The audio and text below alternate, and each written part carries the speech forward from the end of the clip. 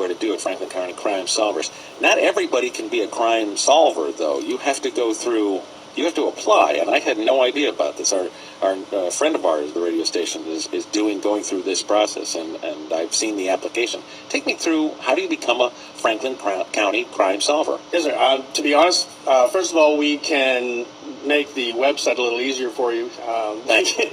It's crimesolvers.tips is our new brainchild. It was just launched, so I'm proud to announce that. A little easier for folks to get to, possibly. So, crimesolvers.tips. Correct. And if you actually go to it, the old website forwards the information from it as well. But as far as becoming a member, anyone can actually call and provide us with information to actually be part of the organization. That's simply an active member of the community. You submit an application. As long as your intent is to make the county less crime, then you're more than welcome to join us. Okay. Do you have to have a clean background? Everyone makes mistakes. Obviously, there's a certain amount of there's a filtering process involved. But yeah, so you're going to check up on the folks that you're looking at. That's correct. Okay. And it does go there. Every application goes before the board. Okay. And we look at everyone as far and they get an up or down vote. How about that? I never would have. I never would have thought that to be a part on the panel, so to speak. You've got to go through the application process, as you said. Anybody can make a tip. That's correct. Yeah, 263-3000. If I can throw that out there, it's our tip line. Yeah. Also, the crimesolvers.tips is the website you can go to provide information, and we're also on Facebook with the Franklin County Crime Solvers Facebook page. What got you involved in this? Tony Armstrong's our guest here this morning. I was approached by Bonnie Nalowak, who's a longtime friend of mine, who's the owner of Hats Heroes. And a lot of the people involved are local business owners. Hats Heroes? Where's Hats Heroes? It's over by the high school, over close to Stanley Avenue. Okay, what do they do there? Sandwiches, soups, awesome food. Hats Heroes? Hats Heroes. Got to stop in there. All right, go ahead. And she came to me one day and asked if I would like to be involved. And again, if I can make one last shameless plug, Wood Forest National Bank. A lot of people know me from inside the local Walmart. Our bank is located there. And one of the great things about my job is it gives me the opportunity to be active in the community. And an old friend came to me and asked if I wanted to join up. And I sat in on like 2 meetings, I believe, and was hooked.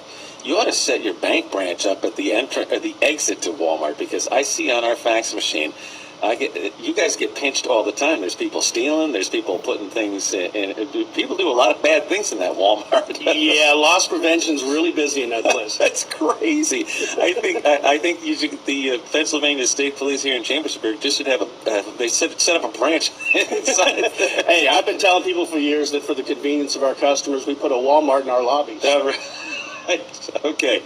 And a little tongue-in-cheek stuff here. It's not, a little humor. It's terrible to see all those reports come over there. But I mean, it's a big operation. Of course, a lot of things are gonna happen there. So, getting back to, have you made anything significant tip-wise, or have you seen anything? Have you participated in the entire process? Like, have you actually made a tip that connected somebody to the police? I personally have not. Our organization recently, some of the cases we've been involved in and have helped solve, there were some thefts that were going on with a large telecommunications company. Forgive me if I try to make things a little vague. Oh, no, one of the things that we do pride ourselves on is the anonymity that our organization provides. If you contact us with information, you don't have to leave your name. You can get a very vague reference number that you're given to identify you as the tipster, and can claim your reward that way. Our rewards are up to $2,000, depending on the type of crime, whether or not there was personal injury or property damage involved.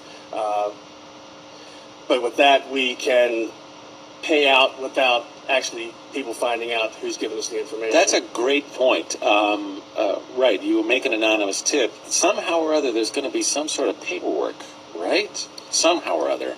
And I don't mean to put you on the spot here, but as I'm thinking about making that call to say, okay, here it is, anything over, what is it, $500 or $600, and there's got to be a W-9 filled out someplace, or whatever the paperwork is. I just want to make sure that it's airtight. Yeah, I mean, there is some paperwork involved that